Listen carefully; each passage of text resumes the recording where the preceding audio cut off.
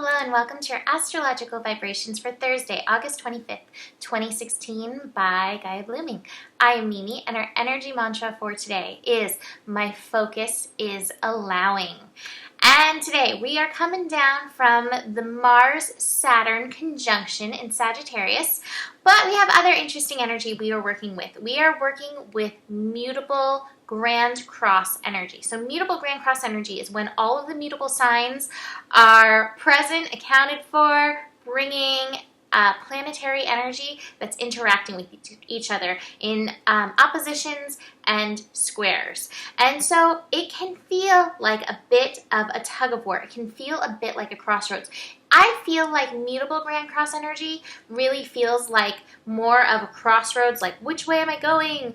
Just simply because mutable energy is so changeable. So, changing information, and there is so many elements of wisdom and information coming in. We've got the moon in Gemini, which is stimulating the mental monkey mind. The mental monkey mind sees everything. It's like that shiny thing, that not so shiny thing, but it's taking my attention. Oh, that shiny thing over there. So we've got that going on one side. We've got Saturn and Mars connecting in Sagittarius, which is bringing that energy that we talked about yesterday of like, I want to move forward, but I still have all this work to do before I can truly move forward. And it kind of feels like that wall that we've been slammed into.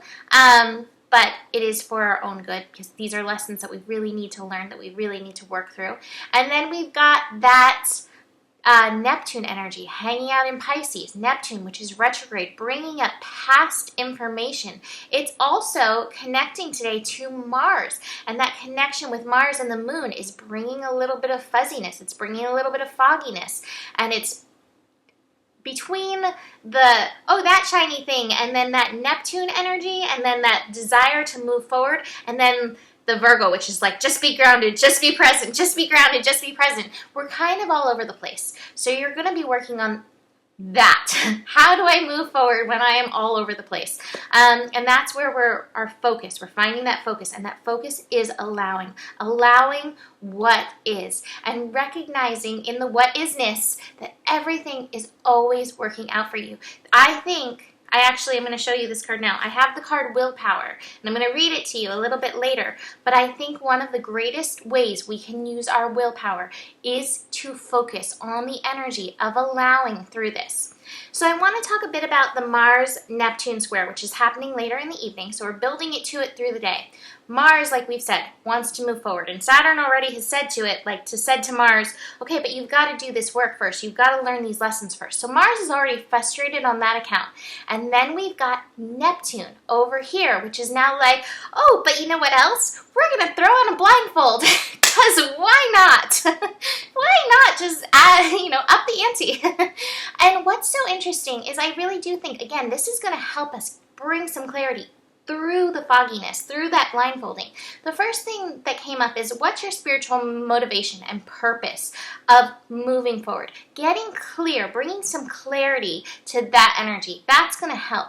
The other thing that I got really strongly with this is that this is going to tune you to different senses within yourself. This is, again, meant to help you hone yourself, I think, your sixth sense, and hone a higher sense of yourself. This connection is happening at 10 degrees, which is the degree of worth. So instead of being like, I'm taking aim there and I see my target, instead it's like, I'm taking aim. I feel my worth. I feel that I'm worthy of this target. I feel that I'm worthy of moving in the direction, and allowing that to be what's moving you and what's helping you aim. Instead of seeing the target and having that vision, instead allow the feeling and allowing your intuition to guide you to it. You see those pictures where they blindfold people and then they shoot the arrow because they're so adept at it. That's what we're doing on an energetic level with this Mars-Neptune thing. So don't get frustrated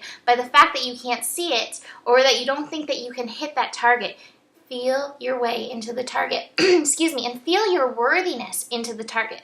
Your mind may be a polarizing source in this. Your mind might be like, what makes you think you can have that? Blah, blah, blah, all the things that the mind likes to do, because the mind, that moon in Gemini, is going to be pulling against these energies, but keep getting into the heart of it and feeling through and holding steady in your worth and allowing that energy of everything is always working out to you to hold steady and hold that space. The other thing that I want to mention in the astro today is we do have Venus in conjunct Uranus. So in conjunct, we're not kind of seeing eye to eye with this energy, but where we can find their mutual agreement is that Uranus is retrograde in Aries, helping us figure out who we are. And Venus in Virgo attunes us to that energy of Virgo the Virgin. And Virgo the Virgin as she who is one unto herself. Your I am. Who you are as one unto yourself. So this may be a call to, again, don't focus on the other. Don't focus on the outside. It's not about those relationships. It's about you. This is about your journey. This is about your process. And if you can show up for yourself, if you can show up for your soul, if you can show up for your I am, then you're going to move in a way that is beneficial to everyone involved. But you've got to be true to yourself. You've got to find yourself in this energy because we're on this journey, the Fool and the Transformation card together. This is a new journey. There is some shakeups. There's some old stuff coming up. And we're being called to let go of projections. We're being called to let go of other people's input in our lives, changing that focus from that true spiritual soul motivation. Instead, we've got to feel through, aim with that worthy, heart-centered, soul-centered place within us, and then find that flow and honor it. This is part of the Fool's journey, coming into one unto oneselfness. And I keep hearing in the back of my head the Rumi phrase, I know you are tired, but come, this is the way. The way is one from here, drawing you forward. From here, allowing yourself to move through all the chaos, through all the tug of wars, through that crossroads energy that's coming up for you, through the mental confusion, the mental monkey mind confusion. Come, this is the way. But it does require the energy of willpower. Archangel Haniel, and it says, just like the great whales of the ocean's deep swimming in Mother Earth's tears, you are asked to bring willpower to your life in order to achieve the possibility of glory. It reminds us, this flow of the universe reminds us that all is well in the divine matrix. Everything is always working out for you. So take heart from the example of the whale.